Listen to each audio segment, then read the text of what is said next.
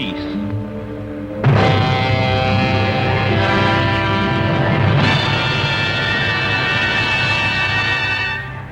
"5:30 a.m., July 16, 1945. The desert of New Mexico. From a single gram of matter, man releases the explosive energy of 20,000 tons of TNT. Dawn of the atomic age.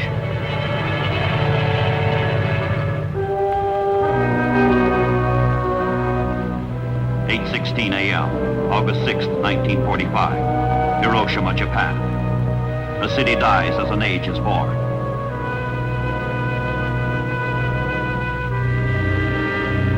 One bomb from one plane, and life becomes death. One bomb from one plane, and Hiroshima is wasteland. One bomb from one plane, and 78,000 human beings perish.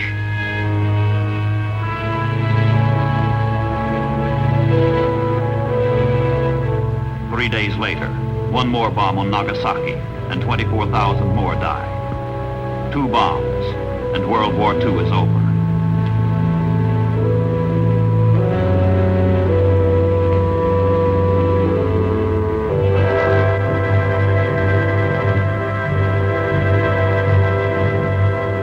Allied ships sail into Tokyo Bay, the goal toward which they set their course 44 months earlier, after the attack on Pearl Harbor.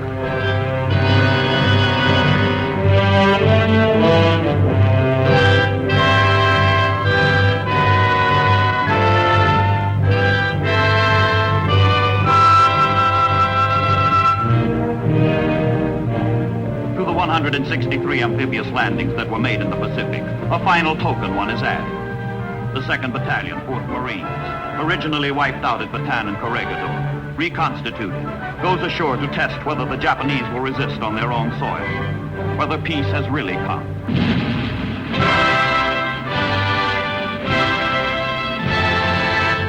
There is no resistance. The Empire of Japan surrenders fully, completely. The Allies are spared 1 million casualties.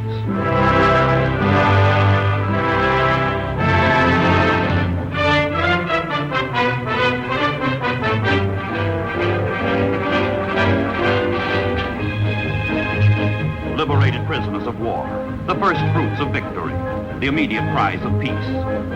23,000 Allied soldiers, sailors, Marines are freed from camps throughout Japan. Some have been captive since the fall of Manila and Singapore in 1942. Many who survive are near the limits of mental and physical endurance.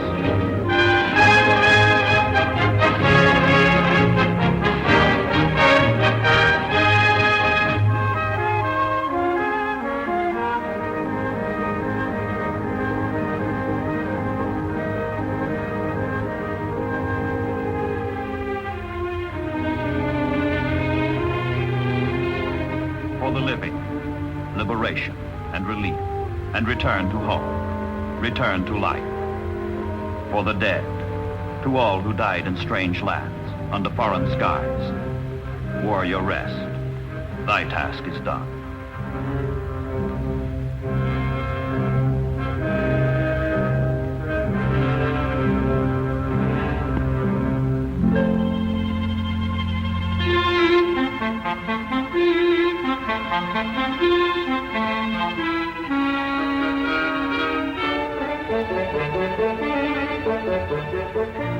The Navy's hospital ships receive the sick, the worn, the weary.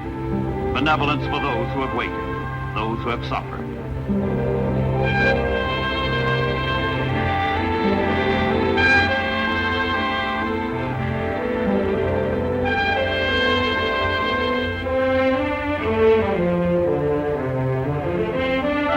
Ships of the United States Navy converge. The Allied Armada gathers. Britain's Royal Navy ends the long, long odyssey from Dunkirk on the English Channel to victory in the Bay of Tokyo.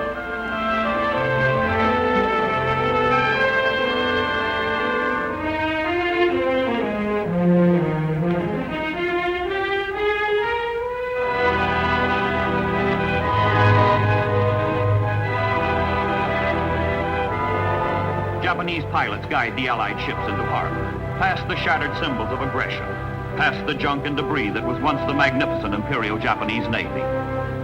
For the island empire, The dream of conquest died with the death of the imperial fleet.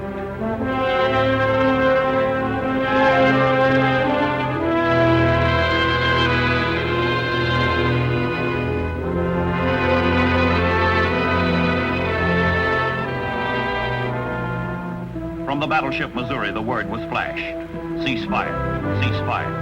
The war is over. From the Missouri went Admiral Halsey's message to the fleet. Well done. Now, on September 2nd, 1945, the final act of World War II is staged on her decks. The formal surrender of the Japanese Empire to the Allied powers.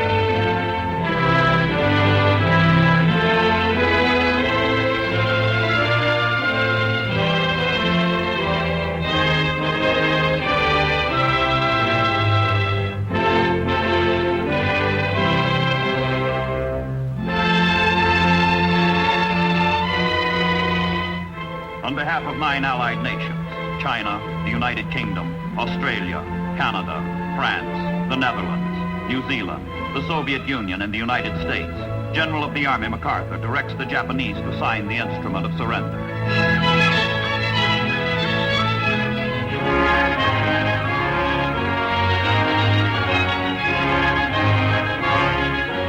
Foreign Minister Shigemitsu signs for Emperor Hirohito and the government of Japan. General Umezu for the Imperial General Staff.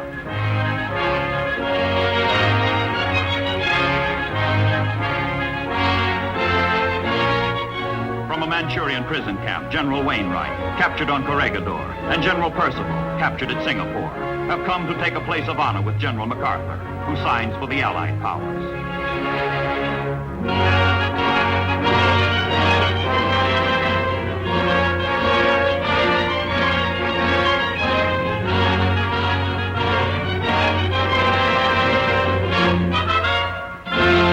Admiral Nimitz for the armed forces of the United States.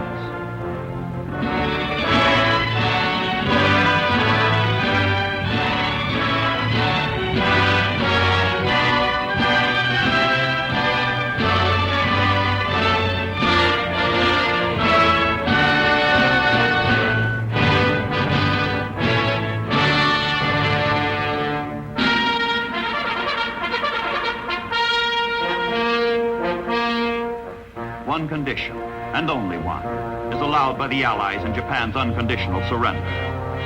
Emperor Hirohito remains, and to his subjects he proclaims a new day, a future day wherein men, not armies, men, not navies, men, not air forces, men, not despots, will determine their own destiny, set their own course.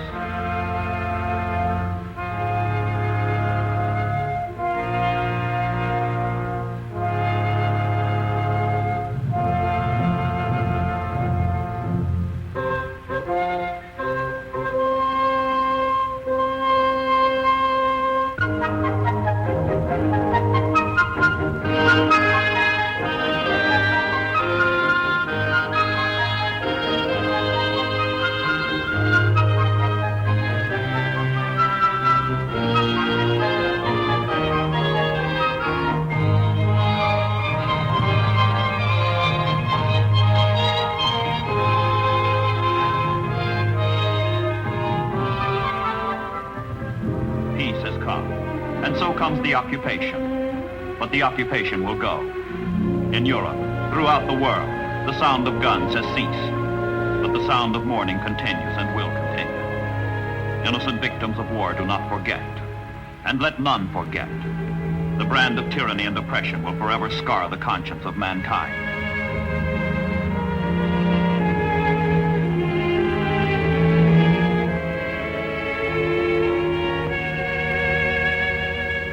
fight to liberate, President Roosevelt said of the Allied armies. At Buchenwald and Dachau, at Belsen and Auschwitz, the locks were broken, the barriers fell. In the concentration camps, in the slave labor depots, men inflicted their greatest indignity on man. But now he is free.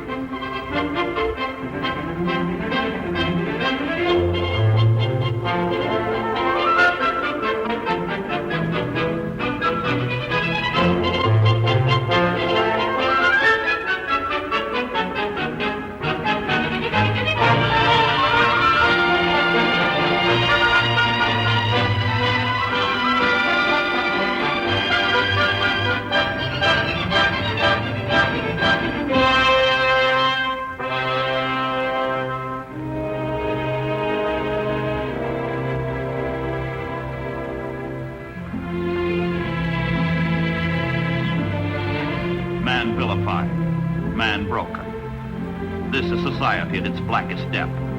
The human cost that no statistics can even suggest. No words describe.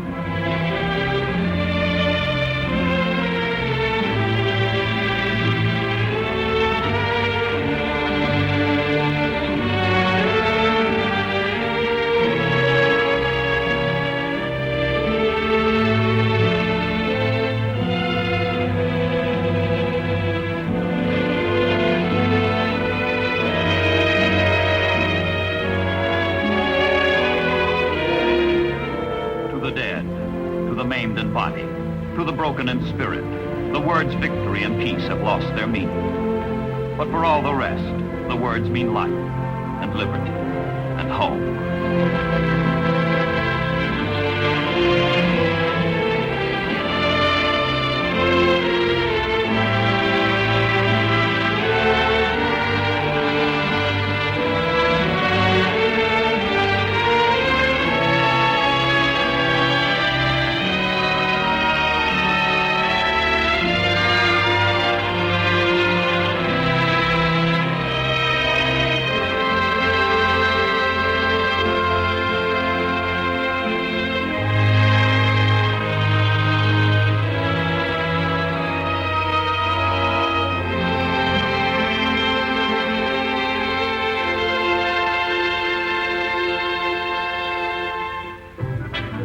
Troops in Europe, earmarked for further combat in the Pacific, the bomb that burst over Hiroshima has one single surpassing meaning.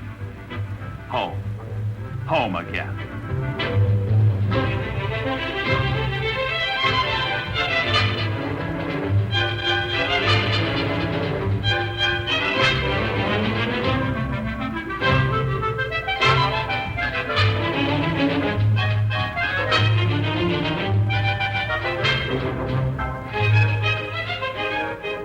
In the Pacific, where war began for the United States and ceased for the world, the voyage home is called the Magic Carpet Ride. And nothing out of the Arabian Nights is more magical for these battle-weary sailors than the prospect ahead. They're going home.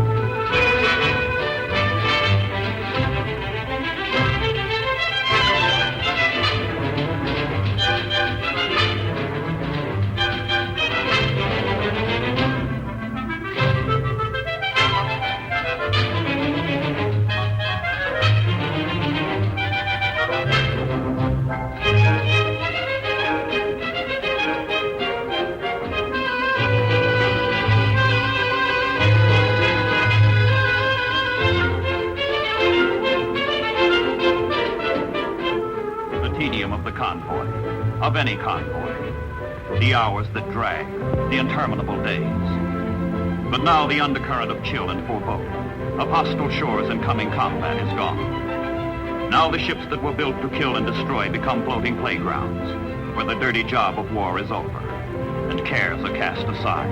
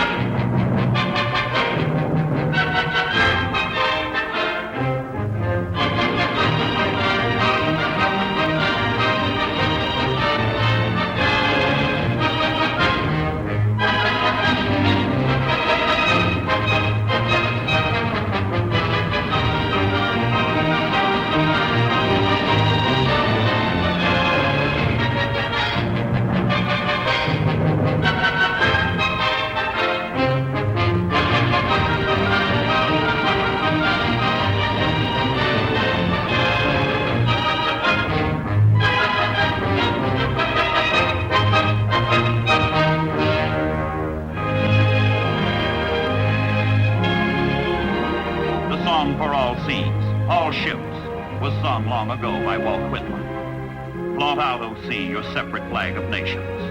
Flaunt out visible as ever the various ship signals. But reserve especially for yourself and for the soul of man one flag above all the rest. A spiritual woven signal for all nations. Emblem of man elate above death. Token of all brave captains and all intrepid sailors and mates, and all that went down doing their duty.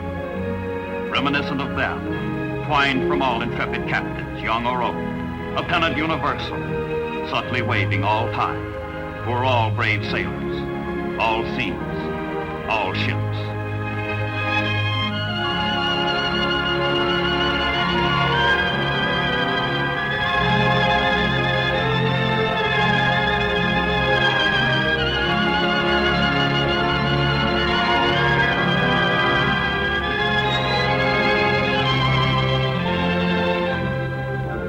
Of both coasts, along the west coast, along the east coast, the ships that sailed away to war and death bring back their millions to peace and life.